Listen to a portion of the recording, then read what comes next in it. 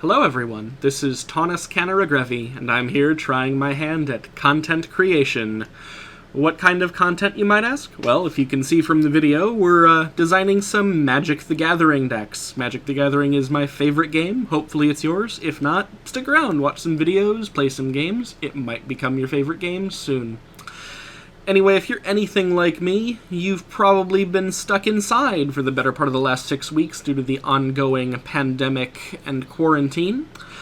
Pretty soon into it, I started to get a little bit bored and decided to turn the quarantine into a personal challenge. I wanted to design at least 3 decks every week until it was over. I decided to turn it into a larger project and build enough decks to eventually have a tournament with all of them. The decks all follow the same format. The format is actually from the Duelist magazine. Do you remember the Duelist magazine? If you do, you're old, like me. April 1997, the Duelist magazine ran an article about deck building creativity. One of the formats that it talked about was called 3-card challenge. It is essentially a 60-card casual deck. You choose 3 specific cards that you get a playset of, 4 of, and then everything else in the deck except basic lands is singleton. So it's not quite as focused as normal 60-card deck building, and it's not as random as pure singleton. It's supposed to be kind of halfway in between.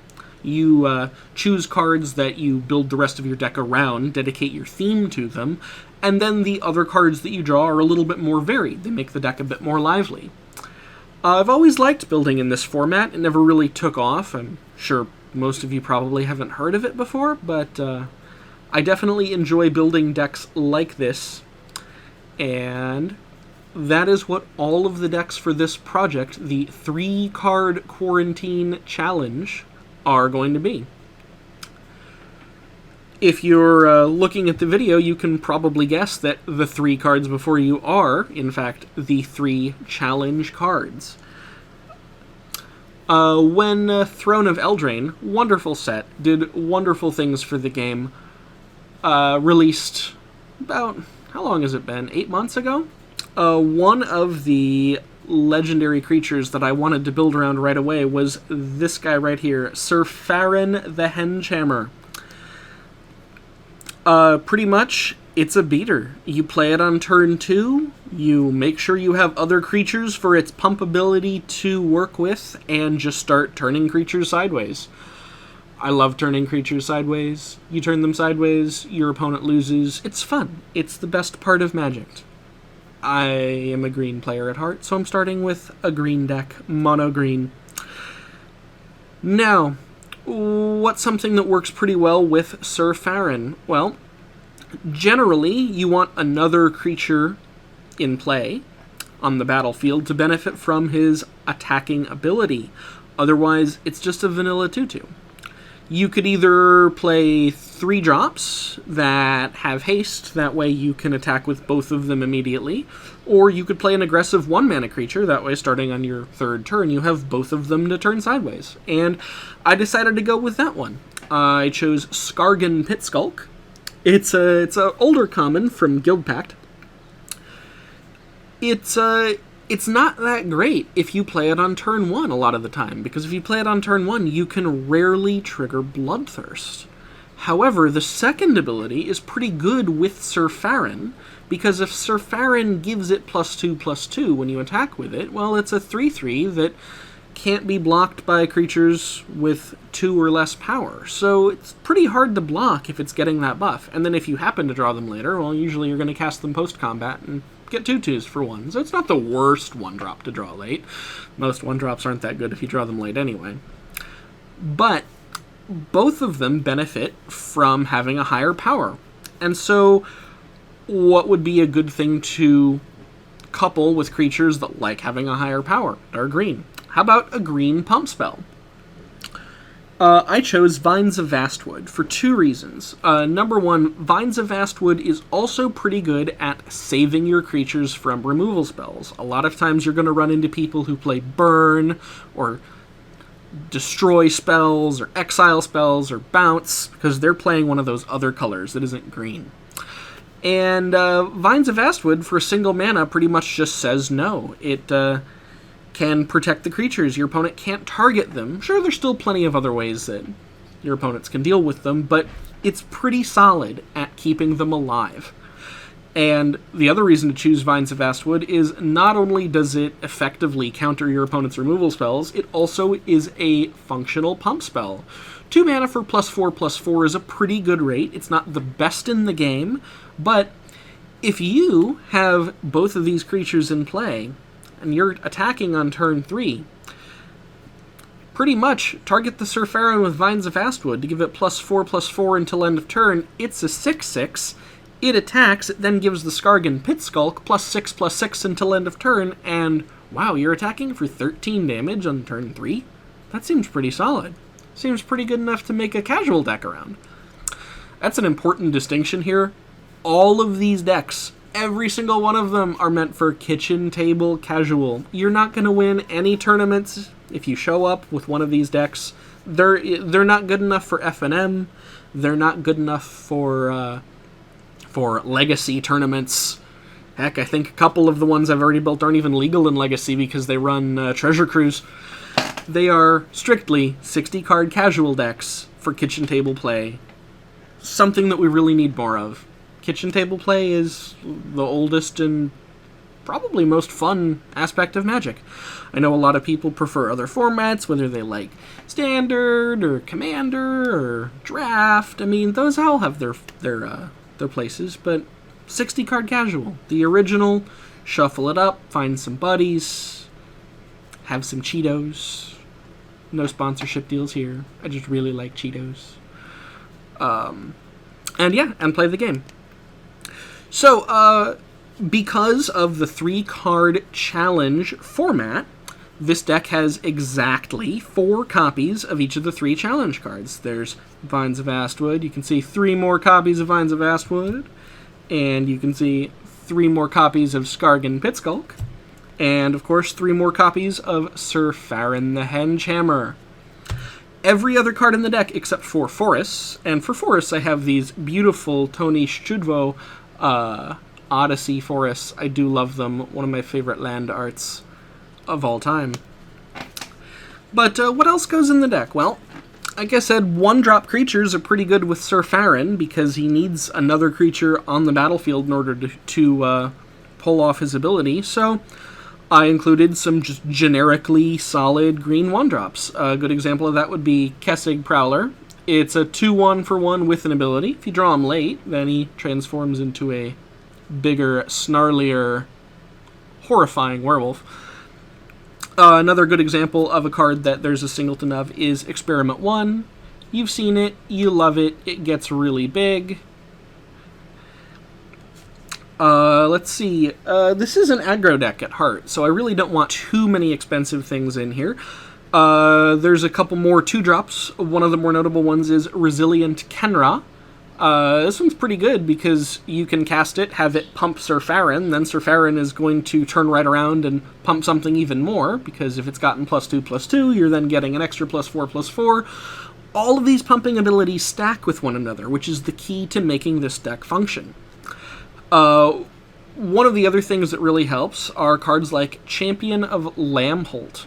So Champion of Lambholt, if you draw it and play creatures, it gets bigger, but if it gets pumped by the Syr Faren, then it can effectively make your entire team unblockable by all but the largest creatures. And as this deck is pretty fast, your opponent is unlikely to have multiple large creatures. One of my favorite interactions with Syr Faren the Hengehammer is Wild Beastmaster from Return to Ravnica. Now, Wild Beastmaster and Syr Faren stack with each other if you have both of them, just a base Syr Faren with the base Wild Beastmaster. You can attack with both. You control both of their triggers, so you can put them on the stack in whichever order you prefer. Generally using Syr Faren to give Wild Beastmaster +2/+2 first, then Wild Beastmaster will give your entire team +3/+3. And if you have a Vines of Vastwood already, it gets really out of hand really quickly. I also have a copy of Gruul Beastmaster. It's a 1 mana slower, but it has haste, and it's just a redundant Syr Faren, pretty much. All those abilities stack. Another solid common that works pretty well with Syr Faren is new card, Nylea's Huntmaster. Syr Faren has double green in the cost, and Nylea's Huntmaster is a green on its own. So at a minimum, you're getting a 4/3 that pumps your Syr Faren with an extra 3 power, which will then pump something else with an extra 5 power. It stacks really well. Now, the deck is not just creatures. We have some classic pump spells. You cannot make a green aggro deck based around creatures without old standby Rancor. Rancor is pretty good. It's pretty good in most decks. It's very good on Syr Faren. There's also one of my favorite equipments of all time, Grafted War Gear. Yeah, you have to sacrifice the creature if you unattach it, but you're never gonna unattach it. You will leave it on Syr Faren until your opponent is dead or they kill Syr Faren. So, not really much of a drawback. It's just 3 extra power, and with Syr Faren, 6 extra power for only 3 mana. This deck also needs more than just creatures and pump. It's mono green. Mono green tends to have a little bit of problems with opposing creatures, but we have some removal spells. There's Clear Shot. Clear Shot's good because you can pump the Syr Faren, kill something. You're getting the double out of the pump effect. And then, of course, Savage Swipe, one of my favorite cards from Modern Horizons. It's not going to pump a bear, it's going to pump Syr Faren, but yeah, +2/+2, kill one of your opponent's creatures with 4 damage, beat for 4 with the Syr Faren, 4 more with the trigger, and that sounds pretty savage to me. So, yeah, like the rest of the cards in the deck are pretty much just other cards that are similar to the ones I've chosen. I can show the full deck list at the end of the video if I am smart enough to figure out post-processing and editing. I wouldn't put it past myself to be too much of an amateur to do that, but I will make a point of including it somehow. Last but not least is a mana base. Every deck needs a mana base. This one's easy. It is mono green. I could just do nothing but showing off my beautiful Odyssey Forest collections, but there's a couple of non-basics in here. Just as singletons. One of my favorite, it's a card that sat in my rare binder for a long time and almost forgot about, but it works pretty well in this deck. Okina, Temple to the Grandfathers from Champions of Kamigawa. Aggro decks generally don't want lands that enter the battlefield tapped, but this one doesn't. So you're just getting a free effect, and hey, if it pumps legendary creatures, guess what? Syr Faren is legendary. Seems like a slam dunk conclusion. The fact that it's a legendary land is not a drawback at all, because there's only one. There's only one of everything except these 3 cards. A couple other non-basics thrown in, for mostly for their pump abilities. Centaur Garden. Threshold isn't going to come up very often. Usually if you have 7 cards in your graveyard, your opponent's probably stabilized, and you're probably not going to kill them, but you never know. And the 1 damage a turn isn't really going to hurt you. Turn Timber Grove is the only land that enters the battlefield tapped. If you draw just one of them, hopefully it doesn't mess with your curve too much. And then Hashep Oasis, very similar to the Centaur Garden. It's free pump. It's free real estate. It's a land. So, yeah, that's pretty much the deck. It's mono green. It's aggressive. Nothing in the deck is particularly expensive. If this sort of build excites you and you're looking to purchase singles, I think Okina is probably the most expensive card in here. I think they hover around $3 on the secondary market. But, yeah, generally, the 3-card challenge decks are going to be meant for casual play. I'm building them entirely out of cards that I already own, except for if I don't have 4 of a challenge card, or if the, especially with Ikoria Lair of Behemoths is not yet released in paper at the time of recording of this video, so a couple of the Ikoria cards are just hopefully neatly written proxies, but they'll be, of course, replaced with real cards as soon as we can get our anxious little hands on them. But yeah, this is Syr Faren, the Vines of Vastwood, the first deck in my 3-card Quarantine Challenge project. I'm hoping to build 16 of these, and then once all 16 of them are finished, I want to have probably a round-robin seeding tournament for them. Maybe we'll play 5, each deck will play 5 opponents so that I get a general seeding, and then a double elimination tournament to figure out the champion. If you, that's pretty much it. Like I said, this is my first attempt at content creation, so hopefully it wasn't too offensive. If you liked this video, please let me know.